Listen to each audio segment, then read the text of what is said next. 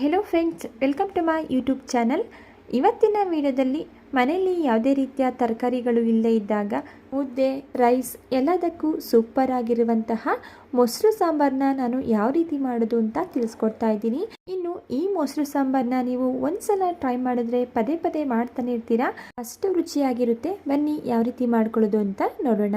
ಮೊಸರು ಸಾಂಬಾರನ್ನ ಮಾಡಲಿಕ್ಕೆ ನಾನಿಲ್ಲಿ ಮೊದಲು 3/4 ಲೀಟ್ರ್ ಆಗುವಷ್ಟು ಮೊಸರನ್ನು ತಗೊಂಡಿದ್ದೀನಿ. ನಾನಿಲ್ಲಿ ಮನೆಯಲ್ಲೇ ಮಾಡಿರುವಂತಹ ಮೊಸರನ್ನು ತಗೊಂಡಿದ್ದೀನಿ. ನಂತರ ಇದನ್ನು ನಾನು ಯಾವುದೇ ರೀತಿಯ ನೀರನ್ನು ಸೇರಿಸದೆ ಇದನ್ನು ಮಜ್ಜಿಗೆ ಮಾಡ್ಕೊಳ್ತಾ ಇದ್ದೀನಿ.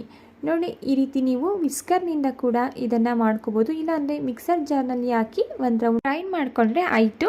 ಈಗ ಇದು ಆಗಿದೆ. ಈಗ ರೆಡಿಯಾಗಿರುವಂತಹ ಮಜ್ಜಿಗೆನ ಪಕ್ಕಕ್ಕೆ ಇಟ್ಕೊಳ್ಳೋಣ. ನೆಕ್ಸ್ಟ್ ನಾನಿಲ್ಲಿ ಗ್ಯಾಸ್ ಸ್ಟವ್ನ ಆನ್ ಮಾಡಿ ಒಂದು ಪಾತ್ರೆನ ಇಟ್ಕೊಂಡಿದ್ದೀನಿ. ನಂತರ ನಾನಿಲ್ಲಿ 1 ಕಪ್ ಆಗುವಷ್ಟು ಒಣ ಕಡಲೆಕಾಳನ್ನು ಸೇರಿಸ್ಕೊಳ್ತಾ ಇದ್ದೀನಿ. ನೀವು ಕಡಲೆಕಾಳಿನ ಬದಲಾಗಿ ಹುರುಳಿಕಾಳು ಮತ್ತು ಒಣ ಅವರೆಕಾಳನ್ನು ಸಹ ಸೇರಿಸ್ಕೋಬೋದು. ಕಡಲೆಕಾಳನ್ನು ಸೇರಿಸಿದ ನಂತರ ಕಡಲೆಕಾಳನ್ನು ಚೆನ್ನಾಗಿ ನಾವು ಫ್ರೈ ಮಾಡ್ಕೋಬೇಕಾಗುತ್ತೆ. ನೋಡಿ, ವಿಡಿಯೋದಲ್ಲಿ ನೋಡ್ತಿದ್ದೀರಲ್ವ, ಈ ರೀತಿ ಕಡಲೆಕಾಳು ಚೆನ್ನಾಗಿ ಫ್ರೈ ಆಗಿ ಬಾಯಿ ಬಿಡಬೇಕು. ಅಲ್ಲಿವರೆಗೂ ಇದನ್ನು ಚೆನ್ನಾಗಿ ಫ್ರೈ ಮಾಡ್ಕೋಬೇಕಾಗುತ್ತೆ. ಈಗ ಬೆಂದಿರುವಂತಹ ಕಡಲೆಕಾಳನ್ನ ನಾನಿಲ್ಲಿ ಒಂದು ಕುಕ್ಕರ್ಗೆ ಸೇರಿಸ್ಕೊಂಡು ಒಂದು 2ರಿಂದ 3 ಸಾರಿ ನೀಟಾಗಿ ವಾಶ್ ಮಾಡಿ ನಂತರ ಕಡಲೆಕಾಳು ಮುಳುಗುವಷ್ಟು ನೀರನ್ನು ಸೇರಿಸ್ಕೊಳ್ತಾ ಇದ್ದೀನಿ. ಇದರ ಜೊತೆಗೆ ರುಚಿಗೆ ತಕ್ಕಷ್ಟು ಉಪ್ಪನ್ನು ಸೇರಿಸಿ ಕುಕ್ಕರ್ ಕ್ಯಾಪ್ನ ಕ್ಲೋಸ್ ಮಾಡಿ ಮೀಡಿಯಂ ಫ್ಲೇಮಲ್ಲಿ 3ರಿಂದ 4 ವಿಷಲ್ ಆಗಲಿಕ್ಕೆ ಬಿಡ್ತಾ ಇದ್ದೀನಿ. ನಂತರ ನಾನಿಲ್ಲಿ ಈಗ ಸಾಂಬಾರ್ಗೆ ಬೇಕಾಗಿರುವಂತಹ ಒಂದು ಸಿಂಪಲ್ ಮಸಾಲೆನ ರೆಡಿ ಮಾಡ್ಕೊಳ್ತಾ ಇದ್ದೀನಿ.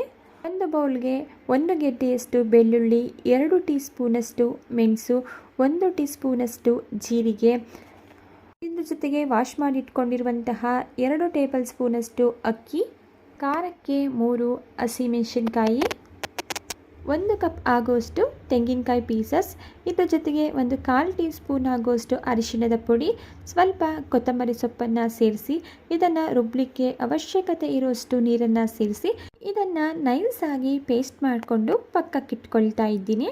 ನಂತರ ನಾವಿಲ್ಲಿ ಬೇಯಲಿಕ್ಕೆ ಇಟ್ಟಿರುವಂತಹ ಕಡಲೆಕಾಳು ಕೂಡ ಚೆನ್ನಾಗಿ ಬೆಂದಿದೆ. ಒಮ್ಮೆ ಇದನ್ನು ಚೆಕ್ ಮಾಡಿಕೊಂಡು ಇದನ್ನು ಸಹ ಪಕ್ಕಕ್ಕಿಟ್ಕೊಳ್ಳೋಣ. ನೆಕ್ಸ್ಟ್ ನಾನಿಲ್ಲಿ ಗ್ಯಾಸ್ ಸ್ಟವ್ನ ಆನ್ ಮಾಡಿ ಒಂದು ಪಾತ್ರೆನ ಇಟ್ಕೊಂಡಿದ್ದೀನಿ. ಪಾತ್ರೆ ಬಿಸಿಯಾಗಿದ ನಂತರ ಇದಕ್ಕೆ 2 ಟೇಬಲ್ ಸ್ಪೂನ್ ಆಗುವಷ್ಟು ಎಣ್ಣೆನ ಸೇರಿಸ್ಕೊಳ್ತಾ ಇದ್ದೀನಿ. ಎಣ್ಣೆ ಬಿಸಿಯಾಗಿದ ನಂತರ ಇದಕ್ಕೆ 1 ಟೀ ಸ್ಪೂನ್ ಆಗುವಷ್ಟು ಸಾಸಿವೆ, ದಪ್ಪದಾಗಿ ಕಟ್ ಮಾಡಿ ಇಟ್ಕೊಂಡಿರುವಂತಹ 2 ಈರುಳ್ಳಿನ ಸೇರಿಸ್ಕೊಳ್ತಾ ಇದ್ದೀನಿ. ಈ ರೀತಿ ದಪ್ಪದಾಗಿ ಈರುಳ್ಳಿನ ಕಟ್ ಮಾಡಿ ಸೇರಿಸ್ಕೊಳ್ಳೋದ್ರಿಂದ ಸಾಂಬಾರಲ್ಲಿ ತಿನ್ನಬೇಕಾದ್ರೆ ಚೆನ್ನಾಗಿರುತ್ತೆ. ನಂತರ ಇದ್ರ ಜೊತೆಗೆ ಒಗ್ಗರಣೆಗೆ 2 ಒಣಮೆಣಸಿನ್ಕಾಯಿ, ಸ್ವಲ್ಪ ಕರಿಬೇವಿನ ಸೊಪ್ಪು, ಇಷ್ಟು ಪದಾರ್ಥಗಳನ್ನು ಸೇರಿಸ್ಕೊಂಡು ಈರುಳ್ಳಿ ಸಾಫ್ಟ್ ಆಗೋವರೆಗೂ ಇದನ್ನು ಫ್ರೈ ಮಾಡ್ಕೋಬೇಕಾಗುತ್ತೆ. ಈಗ ಈರುಳ್ಳಿ ಕೂಡ ಚೆನ್ನಾಗಿ ಫ್ರೈ ಆಗಿ ಸಾಫ್ಟ್ ಆಗಿದೆ. ನಂತರ ಇದಕ್ಕೆ ನಾವು ಗ್ರೈಂಡ್ ಮಾಡಿ ಇಟ್ಕೊಂಡಿರುವಂತಹ ಮಸಾಲ ಪೇಸ್ಟ್ನ ಸೇರಿಸ್ಕೊಂಡು ಇದ್ರ ಜೊತೆಗೆ ಸ್ವಲ್ಪ ನೀರನ್ನು ಸೇರಿಸಿ ಚೆನ್ನಾಗಿ ಮಿಕ್ಸ್ ಮಾಡ್ಕೊಳ್ತಾ ಇದನ್ನು ಫ್ರೈ ಮಾಡ್ಕೋಬೇಕಾಗುತ್ತೆ. ನೋಡಿ, ನಾವಿಲ್ಲಿ ಅಕ್ಕಿನ ಸೇರಿಸಿರೋದ್ರಿಂದ ತಳ ಹಿಡಿಯೋ ಚಾನ್ಸ್ ಇರುತ್ತೆ. ಆದ್ದರಿಂದ ಇದನ್ನು ಕೈ ಬಿಡದೆ ತಿರುಗಿಸ್ಕೊಳ್ತಾ ಒಂದು 4ರಿಂದ 5 ನಿಮಿಷಗಳ ಕಾಲ ಚೆನ್ನಾಗಿ ಬೇಯಿಸ್ಕೋಬೇಕಾಗುತ್ತೆ.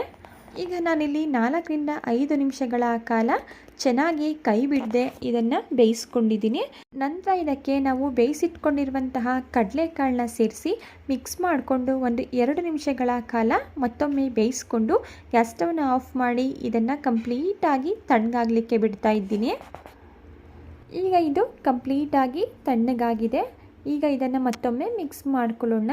ಮಿಕ್ಸ್ ಮಾಡಿ ಇಟ್ಕೊಂಡಿದ ನಂತರ ನಾವಿಲ್ಲಿ ರೆಡಿ ಮಾಡಿ ಇಟ್ಕೊಂಡಿರುವಂತಹ ಮೊಸರನ್ನು ಸೇರಿಸ್ಕೊಂಡು ಸಾಂಬಾರ್ ಕನ್ಸಿಸ್ಟೆನ್ಸಿನ ನೋಡಿ ಅದಕ್ಕೆ ತಕ್ಕಂತೆ ನೀರನ್ನು ಸೇರಿಸಿ ನಂತರ ಇದಕ್ಕೆ ರುಚಿಗೆ ತಕ್ಕಷ್ಟು ಉಪ್ಪನ್ನು ಸೇರಿಸಿ ಮಿಕ್ಸ್ ಮಾಡಿಕೊಂಡ್ರೆ ಸಖತ್ ಟೇಸ್ಟಿಯಾಗಿರುವಂತಹ ಮೊಸರು ಸಾಂಬಾರ್ ರೆಡಿ ಆಯಿತು. ನಾವಿಲ್ಲಿ ಮಸಾಲೆ ಬಿಸಿ ಇರುವಾಗೆಯೇ ಮೊಸರನ್ನು ಸೇರಿಸಬಾರ್ದು. ಮೊಸರು ಸಾಂಬಾರೇ ಅಂತ ಅಲ್ಲ, ಯಾವುದೇ ಬಿಸಿ ಪದಾರ್ಥಕ್ಕೆ ನಾವು ಮೊಸರನ್ನು ಸೇರಿಸಬಾರ್ದು. ಸ್ವಲ್ಪ ತಣ್ಣಗಾಗಿದ್ದ ನಂತರ ಮೊಸರನ್ನು ಸೇರಿಸಿ ಮಿಕ್ಸ್ ಮಾಡಿಕೊಂಡ್ರೆ ಸರಿ ಹೋಗುತ್ತೆ. ಸೊ ಈಗ ನೋಡಿದ್ರಲ್ಲ ಎಷ್ಟು ಈಸಿಯಾಗಿ ಮೊಸರಿನ ಸಾಂಬಾರು ರೆಡಿ ಆಯಿತು ಅಂತೇಳಿ. ನೋಡಿ ನಾನು ಈ ಕನ್ಸಿಸ್ಟೆನ್ಸಿಲಿ ರೆಡಿ ಮಾಡ್ಕೊಂಡಿದ್ದೀನಿ. ನಾನಿಲ್ಲಿ ಮುದ್ದೆಗೆ ಮಾಡ್ಕೊಳ್ತಿರೋದ್ರಿಂದ ಸ್ವಲ್ಪ ಗಟ್ಟಿಯಾಗಿ ಮಾಡ್ಕೊಳ್ತಾ ಇದ್ದೀನಿ. ನೀವು ನಿಮ್ಮ ಕನ್ಸಿಸ್ಟೆನ್ಸಿಗೆ ತಕ್ಕಂತೆ ನೀರನ್ನು ಸೇರಿಸ್ಕೋಬೋದು. ಈಗ ರೆಡಿಯಾಗಿರುವಂತಹ ಮೊಸರು ಸಾಂಬಾರನ್ನ ನಾನಿಲ್ಲಿ ಮುದ್ದೆ ಜೊತೆ ಸರ್ವ್ ಮಾಡ್ಕೊಳ್ತಾ ಇದ್ದೀನಿ. ಟೇಸ್ಟಲ್ಲಿ ನೋ ಕಾಂಪ್ರಮೈಸ್, ಅಷ್ಟು ಸೂಪರಾಗಿರುತ್ತೆ. ಮಿಸ್ ಮಾಡದೆ ಒಂದ್ಸಲ ಈ ರೆಸಿಪಿನ ಟ್ರೈ ಮಾಡಿ ನೋಡಿ. ಇದೇ ರೀತಿ ಸಿಂಪಲ್ ಹಾಗೂ ಟೇಸ್ಟಿ ರೆಸಿಪಿಗಳು ನಿಮಗೆ ಬೇಕು ಅಂದರೆ ದಯವಿಟ್ಟು ಚಾನಲ್ನ ಸಬ್ಸ್ಕ್ರೈಬ್ ಮಾಡಿಕೊಂಡು ಚಾನಲ್ಗೆ ಸಪೋರ್ಟ್ ಮಾಡಿ. Thank you for watching.